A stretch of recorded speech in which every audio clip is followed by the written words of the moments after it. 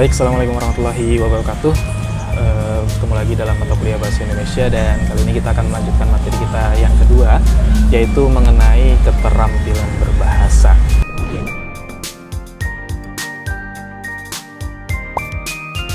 Nah, dalam Bahasa Indonesia itu memiliki 4 buah keterampilan berbahasa. Yang pertama ada menyimak, kemudian berbicara, lalu yang ketiga ada membaca, dan yang terakhir adalah menulis. Nah, pada pembelajaran kali ini kita akan membahas mengenai 4 keterampilan berbahasa tersebut, bagaimana pengertiannya dan apa manfaat dari kita menguasai 4 keterampilan berbahasa tersebut. Nah, sebelum itu kita akan mencoba untuk memahami apa yang dimaksud dengan 4 keterampilan berbahasa tersebut. Kita mulai dari keterampilan berbahasa yang pertama, yaitu menyimak. Menyimak artinya seseorang sedang mendengarkan dan juga memproses apa yang dia dengar, sehingga dia memperoleh pemahaman terhadap apa yang dia dapatkan. Menyimak itu tingkatannya lebih besar daripada mendengar. Kalau mendengar itu hanya sekedar memproses atau memasukkan bunyi-bunyi ke dalam indera pendengarannya, sedangkan untuk menyimak, dia mendengarkan namun coba untuk memproses dan juga memahami informasi apa yang dia dengar.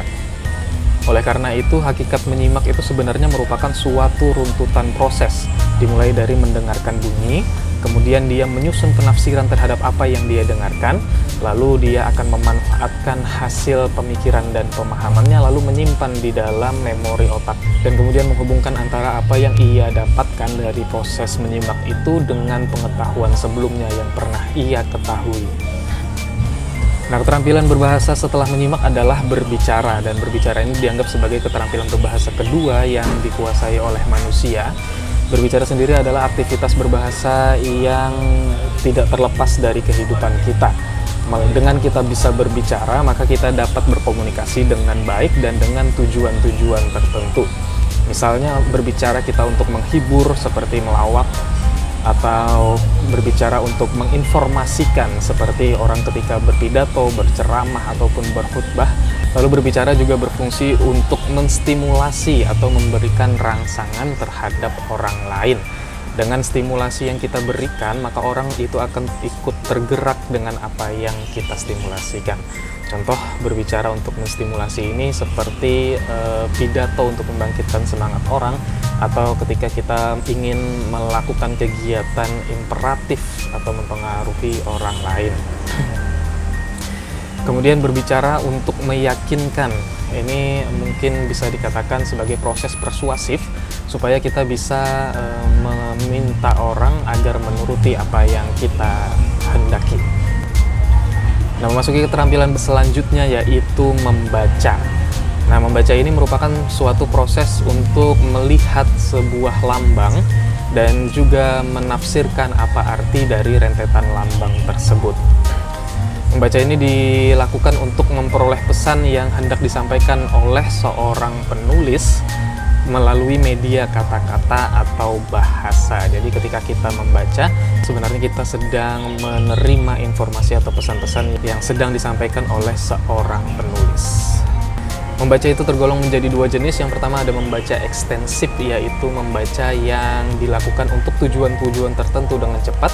Jadi ketika kita mencoba untuk membaca ekstensif, sebenarnya kita itu hanya sekilas membaca untuk keperluan tertentu. Sedangkan yang golongan kedua adalah jenis membaca intensif, atau kita membaca dengan lebih intens, lebih cermat, dan lebih dalam untuk mendapatkan hasil yang lebih lengkap pula. Dan keterampilan berbahasa terakhir adalah menulis. Nah, menulis ini dianggap sebagai keterampilan berbahasa yang paling sulit untuk dilakukan oleh seseorang.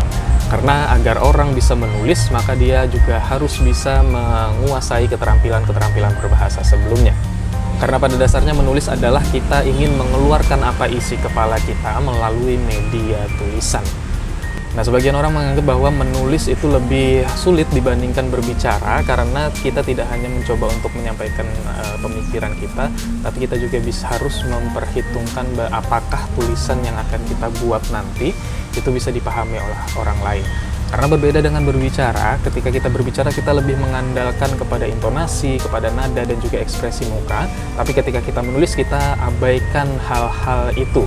Kita hanya bisa mengeluarkan bahasa melalui tulisan, dan melalui tulisan ini, tentu kita perlu ekstra usaha agar orang lain mampu memahami apa yang kita tulis. Baik, secara jenis 4 keterampilan bahasa itu nanti akan tergolong ke dalam 2 bagian, yaitu pertama dengan keterampilan jenis aktif reseptif dan yang kedua adalah aktif produktif. Nah, untuk penggolongan dari aktif reseptif sendiri itu di dalamnya ada keterampilan menyimak dan juga membaca.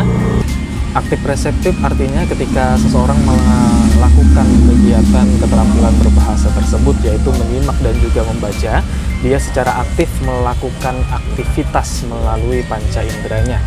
Ketika orang sedang menyimak, maka dia akan mengaktifkan indera pendengarannya, dan dengan keaktifan tersebut dia akan menerima informasi yang didengarnya. Begitu juga dengan keterampilan membaca, dia dikatakan aktif karena indera penglihatannya secara aktif akan membaca kata-kata dan juga lambang-lambang sehingga dia bisa menyerap sebuah informasi. Nah, karena kedua keterampilan ini bersifat menyerap informasi, makanya dikatakan bahwa kedua keterampilan ini disebut sebagai keterampilan reseptif. Jadi aktif karena inderanya itu bergerak atau melakukan aktivitas, sedangkan reseptif artinya dia menerima informasi. Nah, sedangkan aktif produktif itu artinya dia memang melakukan keterampilan bahasa tersebut secara aktif. Yang tergolong menjadi aktif produktif adalah keterampilan berbicara dan juga menulis. Ketika berbicara, seseorang sedang aktif untuk mengeluarkan produk bahasa, makanya disebut sebagai produktif, sedangkan ketika menulis dia juga aktif mengeluarkan produk bahasa. Hanya saja ketika berbicara dia menggunakan bahasa yang lisan, artinya menggunakan mulut, sedangkan ketika dia menulis dia aktif menggunakan tangannya untuk memproses kata-kata. Nah, itu dia tadi 4 keterampilan berbahasa yang sebaiknya perlu kita pelajari dan perlu kita kuasai sebagai sarana untuk memudahkan kita agar bisa menggunakan produk berbahasa dengan baik. Nah, lebih besar daripada itu sebenarnya manfaat untuk menguasai dan mempelajari keterampilan berbahasa adalah untuk meningkatkan tingkat literasi seseorang. Literasi sendiri merujuk kepada sebuah kemampuan antar individu dalam membaca, menulis, berbicara, dan juga menghitung serta memecahkan masalah. Nah, literasi ini diperlukan dalam kehidupan kita sehari-hari agar ketika kita mendapatkan suatu permasalahan kita akan lebih mudah untuk mengatasinya karena kita memiliki tingkat literasi yang tinggi.